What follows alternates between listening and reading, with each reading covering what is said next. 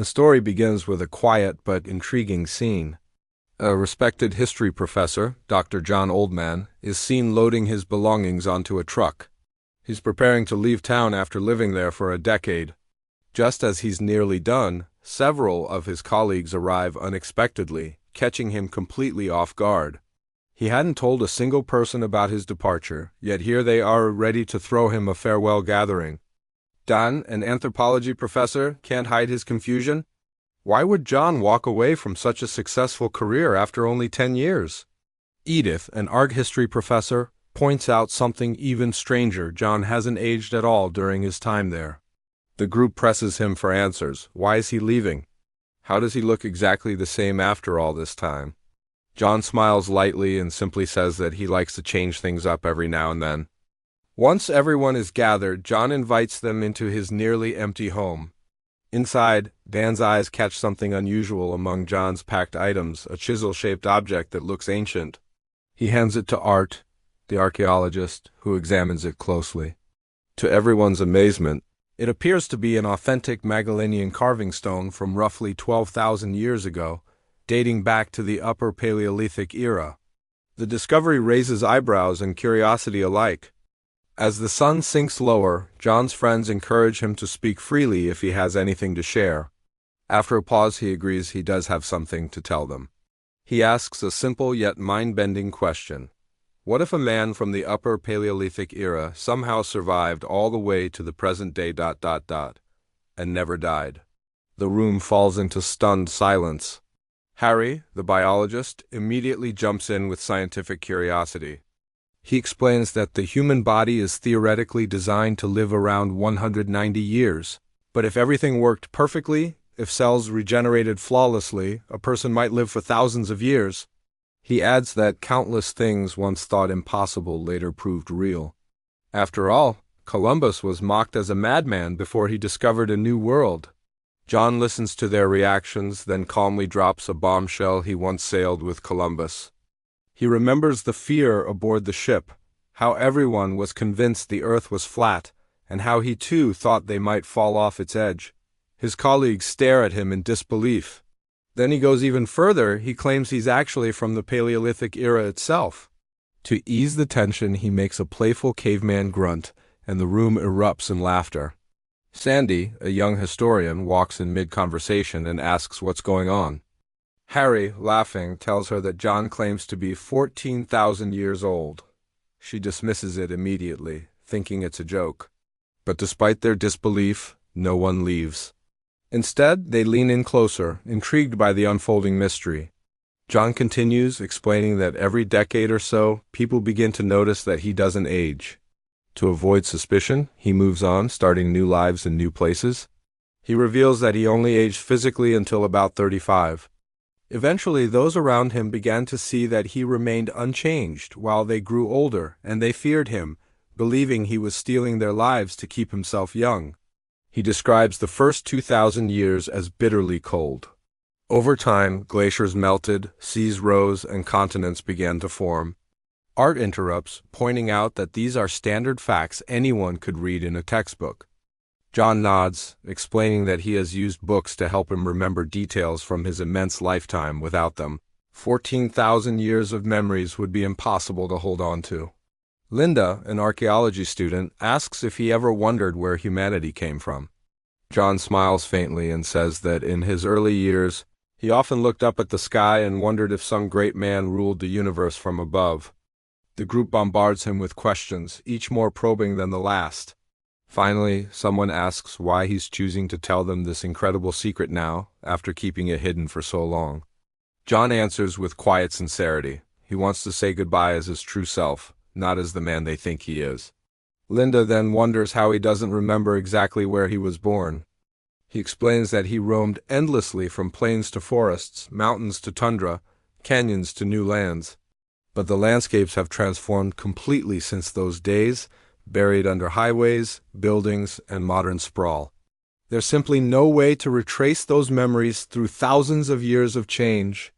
As John's story unfolds, the room splits into two camps. Some listen with fascination, seeing how his recollections fit neatly with known history. But Art grows impatient, convinced John is weaving tales from books he's read. Edith becomes concerned that her longtime colleague is having some kind of breakdown. Their skepticism collides with the other's curiosity, raising the tension in the room. John ignores the growing unease and continues.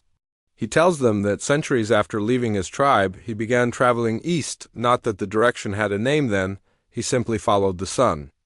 By the Bronze Age, he had mastered the art of blending in. He moved along trade routes, bartering copper, picking up languages, and adjusting to each new culture. As society advanced, disappearing became trickier. He learned to fake his death when needed and kept his secret closely guarded. Over centuries, his journey eventually took him to India.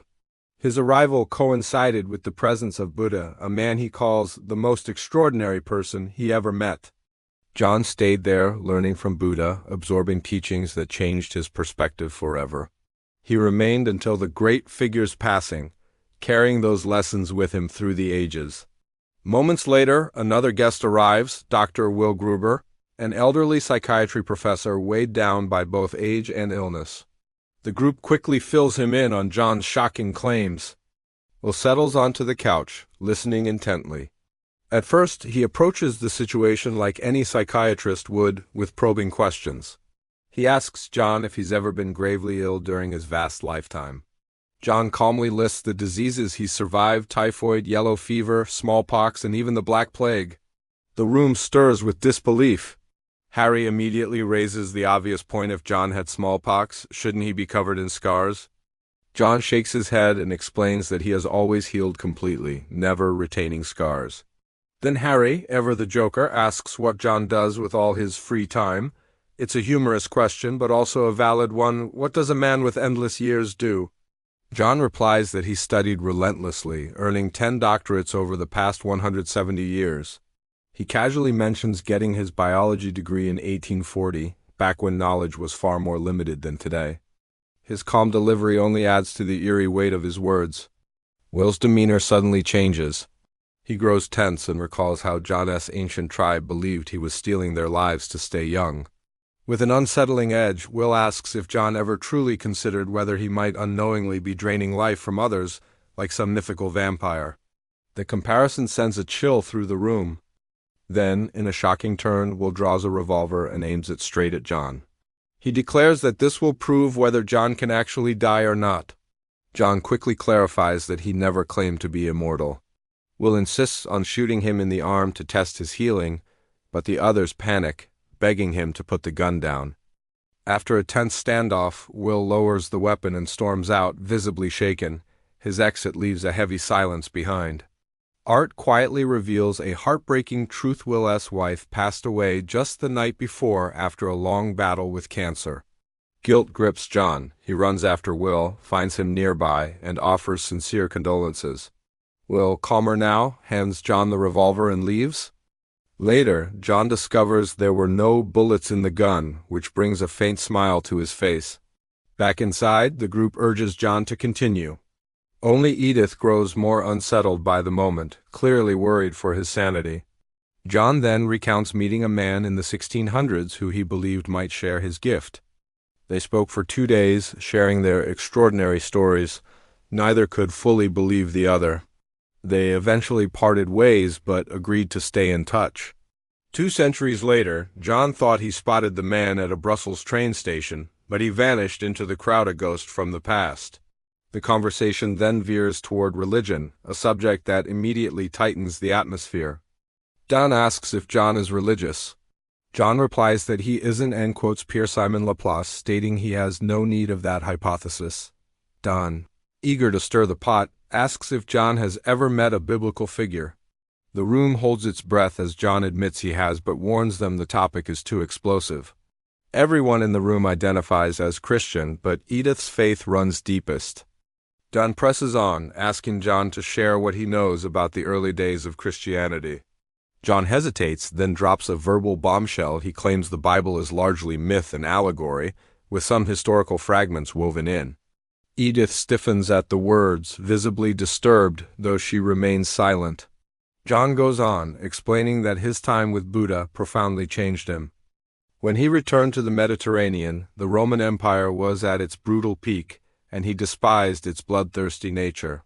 He traveled east, determined to spread Buddhist teachings in a new way. Edith scoffs bitterly, accusing him of claiming to be Jesus Christ. John doesn't deny it. He calmly explains that Jesus was a real man who was later turned into a divine figure by others. Edith is stunned, but Dan, intrigued, asks about the crucifixion. John reveals he used an ancient Indian technique to block pain in his limbs and slow his bodily functions to the point where they were undetectable. Believing him dead, his followers removed his body from the cross and hid it in a cave. Over time he healed. When he tried to leave quietly, some followers saw him walking and were overcome with ecstatic belief. They proclaimed a miracle had occurred. Will eventually returns, apologizing for his earlier behavior. The others fill him in on John's astonishing claim to be Jesus. It's almost surreal. Imagine dropping by a friend's house and he casually says he's the Christ. Edith breaks down emotionally, unable to process it. Will steps in, insisting that the conversation must end here, declaring that John needs psychiatric help. In a dramatic shift, John suddenly stands and says he made everything up. He claims it was all just a story, a test to see how far he could stretch the lie of being 14,000 years old. As the tale grew, he found himself enjoying the questions and the performance. The group exhales collectively, relief washing over the tense room. Edith, especially, seems comforted by the idea that it was all fiction. One by one, they bid him goodbye and leave, their minds buzzing. But Sandy stays behind. She has feelings for John, and it's clear she isn't convinced he was lying.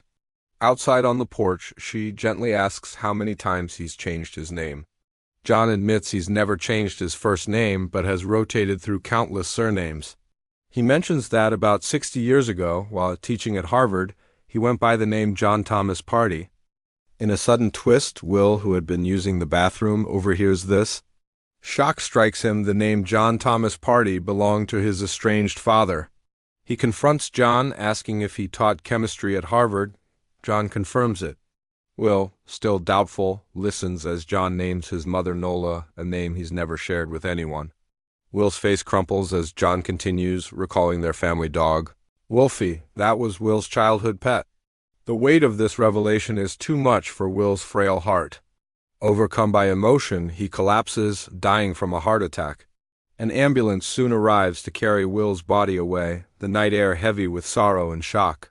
Shortly afterward, John climbs into his truck, ready to disappear once more into history. But Sandy, still believing in him, decides to join him on his endless journey.